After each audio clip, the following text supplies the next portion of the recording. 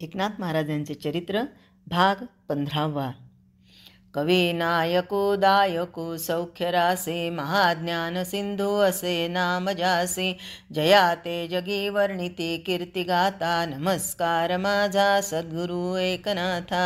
एकनाथ महाराज की जय. आता नाथांचा पुढचा प्रवास सुरू झाला. ऊन रणरणत होतं, पण माथ्यावर झाडांची सावली होती. क्वचित वैराण पाऊल वाटही तुडवावी लागत होती. आपल्याच नादात नाथांचा मार्ग संपत होता. मागील दृश्यानं, आता मागील म्हणजे यापूर्वी जेव्हा प्रवास करत करत नाथ महाराज उज्जैनपर्यंत आलेले होते, तेव्हा एका बाईची गाय हे कसाई लोक ते घेऊन चालले होते. आणि नाथांना खूप वाईट वाटलं, कारण ती म्हणत होती, कोई मेरे गौ को बचाओ, कोई मेरे दैया को बचाओ. नाथांनी मनोमन भगवान श्रीकृष्णाची प्रार्थना केली आणि भगवंतांनी चमत्कार केला. तो असा की ज्या गायीवर सुरा उगारला होता ती त्या यवनाला सुवर दिसली, म्हणजे डुक्कर दिसले. आणि ही गाय म्हणजे त्याला ती चुडेल अशी चेटकीन अशी दिसली.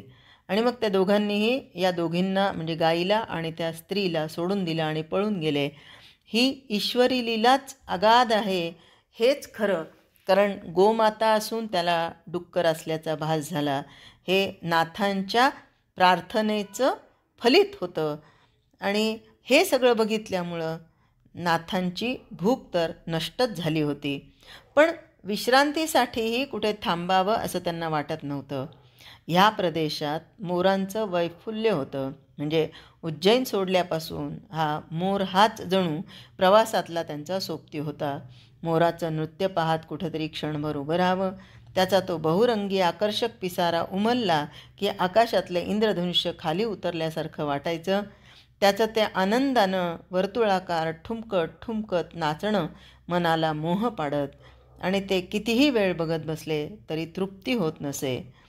आणि पांढऱ्या शुभ्र रंगाचे मोर पाहिले की धवल रंगात सुद्धा किती आकर्षकता असते, मोह पाडणारं पावित्र्य असतं, याचं त्यांना दर्शन होई.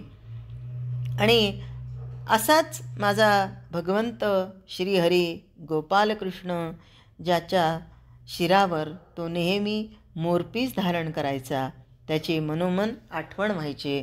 प्रवासात या मयूर सोबतीनं पुढे पुढे जात असता ते एके ठिकाणी थपकून उभे राहिले. एका उघड्या बोडक्या तापलेल्या खडकावर कुणीतरी फकीर तळमळत पडला होता आणि म्हणत होता, भाई कोई पानी पिलाओ, मैं मर रहा हूँ, पानी पिलाओ, पानी पिलाओ. एकनाथ धावत धावत पुढे आले. त्यांनी फकीराच्या मानेखाली हात घालून त्याला असं बसवल्यासारखं केलं आणि त्याचा सर्व भार अंगावर घेऊन त्याला हळूहळू चालत जवळच्याच गर्द छायेच्या झाडाखाली आणलं, कारण तो रणरणत्या उन्हामध्ये पडलेला होता. आणि झाडाच्या बुंध्याला त्याला टेकून बसवलं. सावलीच्या गारव्यानं त्या इसमाची तळमळ बरीचशी शमली. आता प्रश्न होता पाण्याचा. पण योगायोगानं नाथांच्या जवळ असलेल्या तांब्यात पाणी होतं. ते पाणी त्यांनी त्या तहानेनं व्याकुळ झालेल्या त्या जीवाला पाजलं. त्याबरोबर त्या फकीराला बरीच हुशारी वाटली. गुरुमाऊलीनं प्रवासाला निघताना मुद्दाम त्यांच्याबरोबर तांब्या दिला होता आणि ती माऊली म्हणाली होती, एकनाथा, प्रवासात घोटभर पाणी आणि घासभर अन्न आपल्यापाशी असावं. असं म्हणून लाही पीठ, गुळपापडीचे लाडू आणि दुधातल्या दशम्याही दिल्या होत्या. गुरुपत्नीच्या सांगण्याप्रमाणे एकनाथ प्रवासात लाह्या, गूळ, शेंगदाणे वगैरे नेहमी संग्रही ठेवी. त्या फकीरासमोर फराळाची पुरचुंडी ठेवून नाथ म्हणाले, आपण थोडा फराळ करावा, बरं वाटेल. फकीराला भाषा कळली नाही, पण कृती कळली. तो एकनाथाला दुआ देत म्हणाला, अल्लाह तुम पर रहम करे, भगवान तेरा भला करे, भगवान तेरा भला करे. त्या इसमाचा गोबरा लंबाकृती चेहरा, सुरमा घातलेली रोखलेली नजर आणि हातातलं धूपदान आणि मोरपिसाचा दंड पाहून कळत होतं की हा दारोदारी फिरणारा हिंडणारा फकीर होता. एकनाथ म्हणाले, काय ऊन लागलं का? चक्कर आली का? वयोमानाप्रमाणे असं एकटं दुकटं फिरणं बरं नाही बरं का. तो फकीर हसून म्हणाला, अरे भाई, इस दुनिया में सब अकेले आते हैं और अकेले जाते हैं. पण काय रे, मी मुसलमान असून तुला माझी दया कशी आली?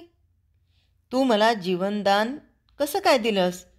तू कुणीतरी वेगळ्याच वृत्तीचा माणूस दिसतोयस. नाथ म्हणाले, जीव इथून तिथून एकच. हिंदूला तहान लागते आणि मुसलमानांना लागत नाही का? असं का म्हणताय तुम्ही? तो फकीर त्याच्याकडे रोखून पाहत म्हणाला, काही वेळापूर्वी तुला माझ्या जातीतली माणसं भेटली होती. ती गोवधाचं क्रूर कृत्य करणार होती. ते पाहून तुझ्या मनात आमच्या जातीबद्दल क्रोध नाही निर्माण झाला? एकनाथांना आश्चर्य वाटलं की तो प्रसंग या फकीराला कसा काय माहीत. तो फकीर म्हणाला, अरे भाई, मी त्यावेळी त्या वस्तीतच होतो. हा आत्ताच तुझ्यापुढे इथपर्यंत आलो. मी तो प्रसंग पाहिला बरं. एकनाथ म्हणाला, माझ्या मनात क्रोध येण्याचं काय कारण? अहो, जातीनुरूप बाह्यवेश सारखा असला तरी अंतर्मन जातीवरून ठरतं का? हिंदूमध्ये खाटीक प्रवृत्तीचे माणसं नाहीत का? आणि मुसलमानात सत्प्रवृत्त माणसं नाहीत का? शिवाय आत्ताचा प्रसंग अगदी वेगळा होता. तुम्हाला मदत हवी होती आणि ती करणं मला शक्य होतं. त्यात असं मोठेपणा काही नाही.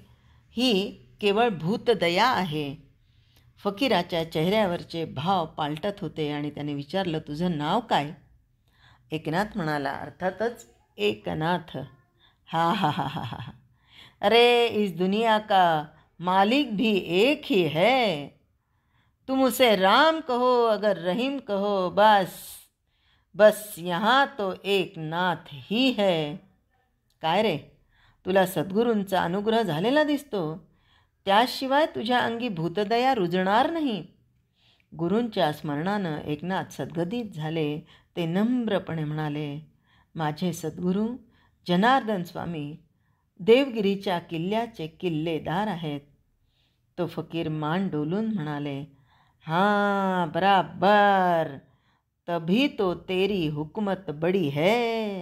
अरे भाई, तुझ्यामुळेच त्या खाटकांना गायीच्या ठिकाणी डुकराचा भास झाला आणि गोवध टळला बरं का. आता मात्र एकनाथांना अतिशय अचंबा वाटला. ते म्हणाले, पण पण ते तुम्हाला कसं काय कळलं? माझं मलासुद्धा ज्ञात नाही किंवा मी डुक्कर पाहिलेलंही नाही. मला तर फक्त गायच दिसत होती. पण त्या खाटकांच्या संवादावरून मी ताडलं. तुम्हाला तो चमत्कार दिसला का? आणि ते माझ्यामुळे झालं आहे कशावरून? फकीराचा चेहरा सात्विक भावानं डवरून आला. तो म्हणाला, अरे, तू डोळे मिटून गुरुस्मरण केलंस, भगवन नामस्मरण केलंस आणि त्या पुण्याईनं तो चमत्कार घडला. आता मात्र एकनाथांची आश्चर्यानं जणू वाचाच बसली. हा फकीर मनकवडा दिसतो. त्याशिवाय त्याला माझं चिंतन कसं कळलं? एकनाथ एकटक अनिमिष नेत्रांनी त्या फकीराकडं पाहत होते.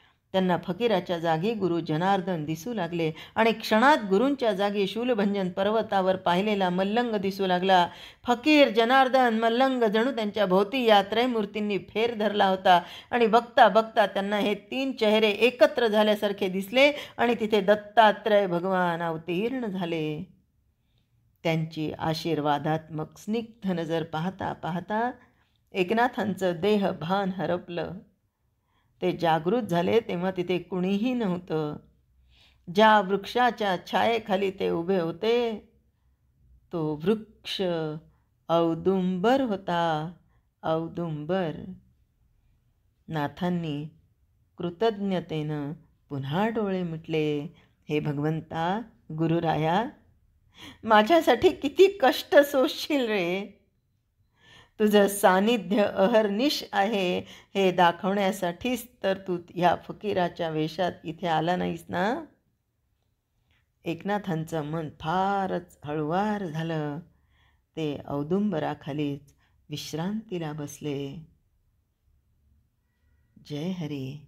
रामकृष्ण हरी.